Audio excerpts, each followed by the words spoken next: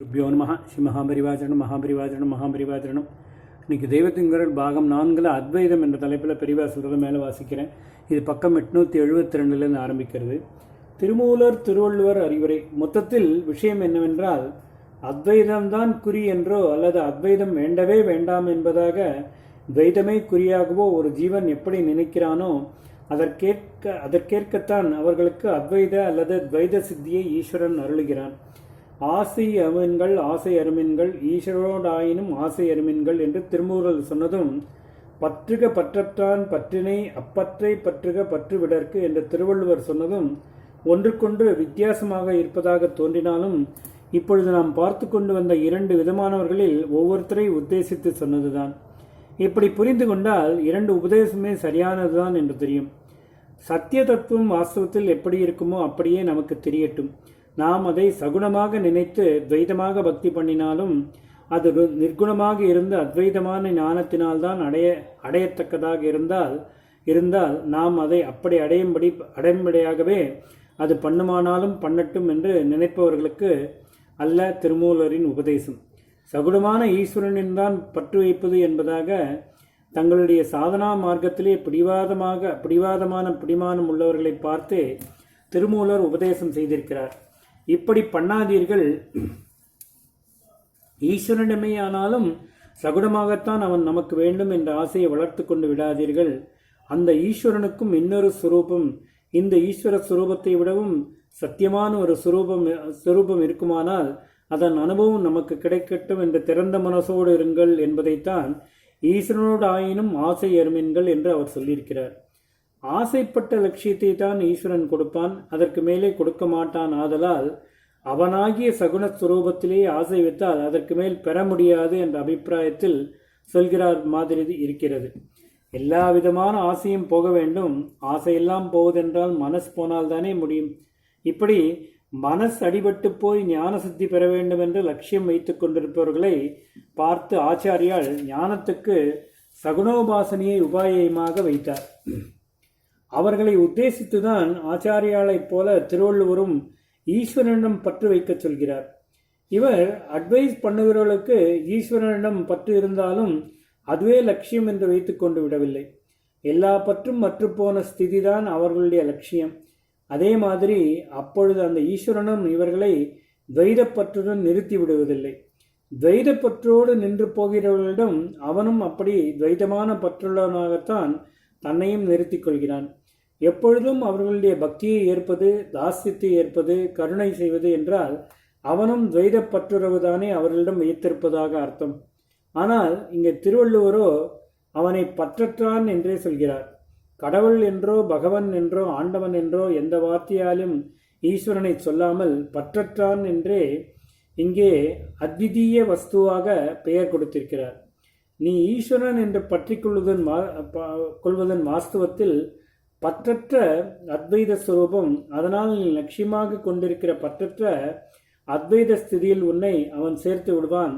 பற்று அறுக்க விரும்பியும் முடியாதவர்கள் ஞானத்துக்காக நேரே பிரயாசை பண்ண வேண்டியதில்லை.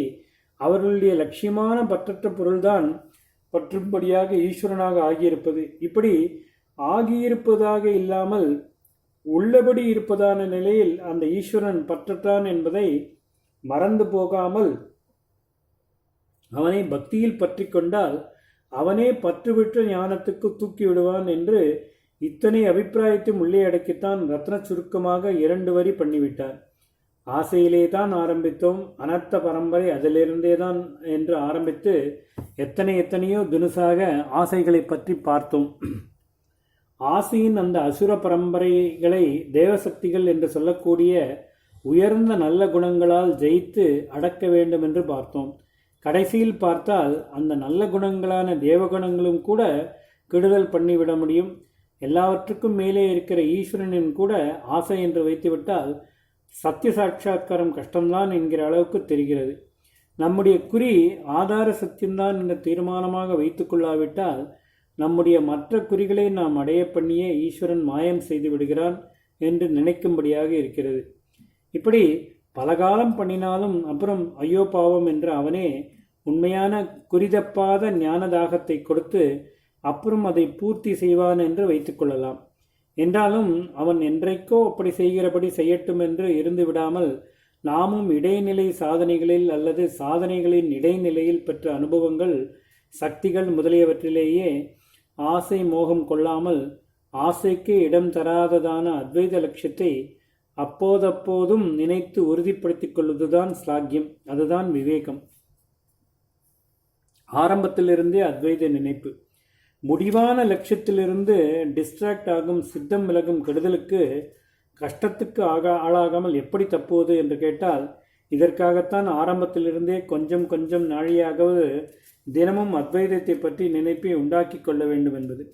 அதை கொஞ்சம் நாழி 10 நிமிஷமோ 5 நிமிஷமோ அனுபவபூர்வமாக வராவிட்டாலும் கூட வலுக்கட்டாயமாக இப்படி நினைக்கணும். எத்தனை நல்ல காரியமானாலும் உத்தமமான சமூக தேவையானாலும் பகவானே பிரத்யட்சமாகி கருணையை கொட்டுகிறான் என்றாலும் கூட இதெல்லாம் ஆத்மா இல்லை, ஆத்மா அனுபவம் இல்லை, சாஸ்வதமான சத்தியம் இல்லை, நிரந்தரமான சௌக்கியம் இல்லை, இதெல்லாமும் மாயைதான். இவற்றில் எதிலே நாம் ஊறிப்போய்விட்டாலும் சத்தியத்தை சாஸ்வதமாக அனுபவித்து கொண்டு ஆனந்தமாய் இருப்பது என்பதில்லை. இது எதுவுமே தொடாத அகண்ட சாந்தமாக ஆகாசம் மாதிரி உள்ள ஆத்மாதான் நாம் என்று நினைக்க வேண்டும்.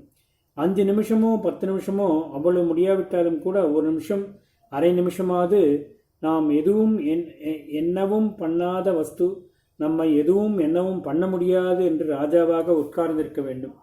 நாம் எதுவும் பண்ணாத வஸ்து என்று நினைக்கிற போதே மனசிலே ஒரு மூலையில் எதையாவது நினைக்க பண்ணி கொண்டுதான் இருக்கும். நம்மை எதுவும் எண்ணவும் பண்ண முடியாது என்கிற போதே ஒரு கொசு கடித்தால் கூட அதை தாங்கிக் கொள்ள முடியாமல் தான் இருக்கும். ஆனால் இப்படி நாமும் எதையாவது பண்ணிக்கொண்டு நம்மை வெளிவஸ்துக்களும் எதுவாவது பண்ணி பாதித்து கொண்டும் இருந்தாலும் கூட பண்ணப்படுகிற நாம் என்பது நிஜ நாம் இல்லவே இல்லை. இது மாயைதான் என்று திரும்ப திரும்ப சில நிமிஷங்கள் மனசிலேயே நன்றாக ஏற்றிக்கொள்ள வேண்டும். மனசினாலேயே ஆத்மாவை பற்றி நினைப்பது என்கிற இந்த நிலையில் மனசு இருக்கத்தான் செய்கிறது, நினைக்கத்தான் செய்கிறது. ஆத்மாவாக இல்லாமல் ஆத்மாவை பற்றி என்பதாக துவைதமாகத்தான் வேலை செய்கிறது. ஆனால் கூட இப்படி ஒரு ஆரம்பம் பண்ணினால்தான் இன்ச்சாகவாது அத்வைதத்துக்கு போக முடியும். ரொம்பவும் துவைதத்தில் ஆழ்த்துகிறவை அத்வைதத்துக்கு அழைத்து கொண்டு போகிறவை என்று துவைதத்திலே 2 வகையானவை இருப்பதில் ஆத்ம சிந்தனை என்பது 2வது வகையாகும். சிந்தனை இல்லாமல் போனால்தான் ஆத்மா. ஆகையால் ஆத்ம சிந்தனை என்பதும் துவைதம்தான், மனசினாலே கட்டினதுதான் என்பதில் சந்தேகமில்லை. ஆனாலும் இது ஆத்மாவுக்கு கொண்டு போய் சேர்க்க உதவும் என்பதை பற்றி கொஞ்சமும் சந்தேகமில்லை. ஓம் ஸ்ரீ குருப்யோ நமः. ஸ்ரீ மகாபரிவாச்சரணம்.